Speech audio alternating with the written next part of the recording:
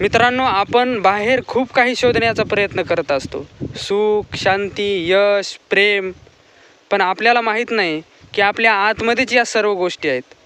आपल्या आतमध्येच एक मोठं प्रबोधन आहे. आज मी तुम्हाला एक अशी कथा सांगणार आहे जे तुमच्या मनातली धूळ झटकून टाकेल आणि तुम्हाला तुमच्या जीवनाचा खरा अर्थ दाखवेल. फक्त ही कथा ऐकायची नाही, तर ही कथा अनुभवायची आहे. मित्रांनो, एका शहरामध्ये एक भिकारी राहत होता.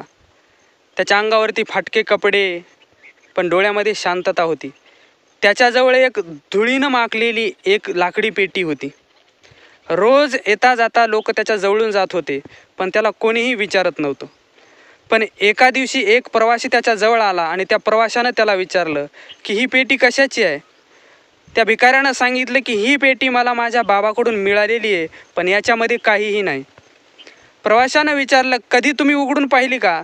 तो म्हणला, मी बरेच वर्षापासून हिला सांभाळतोय, पण मी अजून उघडून बघितलेली नाही. प्रवाशानं विचार केला की आपण हिला उघडून बघावं. तेव्हा त्या प्रवाशानं ती पेटी उघडून बघितली, तर आश्चर्याची गोष्ट अशी होती की ती पेटी सोन्याच्या नाण्यानं भरलेली होती. तेव्हा जे लोक ते पेटी उघडताना पाहत होते ते सर्व आश्चर्यचकित झाले आणि हा भिकारी मात्र बेशुद्ध पडला. कारण त्याला असं वाटलं की ही सर्व संपत्ती माझ्याकडं होती, पण हे वापरण्याचं भानच मला नव्हतं. मित्रांनो, ही कथा फक्त त्या भिकाऱ्याची नाही आहे, तर ही कथा आपल्या सर्वांची आहे. त्या कथेतला भिकारी म्हणजे आपण आहोत आणि ती सुवर्णानं भरलेली पेटी म्हणजे आपल्याकडं असलेली प्रतिभा, आपलं कौशल्य, आपले गुण आहेत. आपण कधी आपल्याला विचारूनच पाहिलं नाही की आपण काय करू शकतो, मी काय करू शकतो, मी काय बनू शकतो, माझ्याकडं काय आहे. हा प्रश्नच आपण कधी स्वतःला विचारलेला नाही. लोक काय म्हणतील, आपल्याला यश येईल का नाही, भीती वाटते.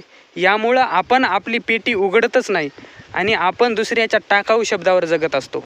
मित्रांनो, आपल्या जीवनातला दुसरा मनोरंजक एक किस्सा असा आहे. एकदा एक माणूस डॉक्टरकडे जातो आणि डॉक्टरला म्हणतो, डॉक्टर साहेब, माझा मेंदू काम करत नाही आहे, माझ्या काही लक्षात राहत नाही. तेव्हा डॉक्टरने पेशंटला विचारलं की तुम्ही काय करता? तो म्हणला, मी काही करत नाही, दिवसभर इतरांच्या जीवनावर टीका टिप्पण्या करत असतो. तेव्हा डॉक्टर हसून म्हणले की बरोबर आहे, तुम्ही स्वतःच्या मेंदूला स्वतःची पेटी उघडून बघायला वेळच देत नाही. तुम्ही नेहमी दुसऱ्याच्या पेट्या उघडून बघण्याच्या नादामध्ये असता, पण तुमच्या मेंदूला स्वतःची पेटी उघडण्याचा वेळ कधी मिळणार? आणि नेहमी आपणही असंच करत असतो. नेहमी इतरांशी तुलना, इतरांचं यश, इतरांचं आयुष्य, इतरांचं जगणं, इतरांचं राहणीमान. त्याच्यामुळं आपल्या आयुष्याकडं आपलं लक्षच जात नाही. आपल्या आयुष्याची पेटी आपण कधी उघडून बघतच नाही.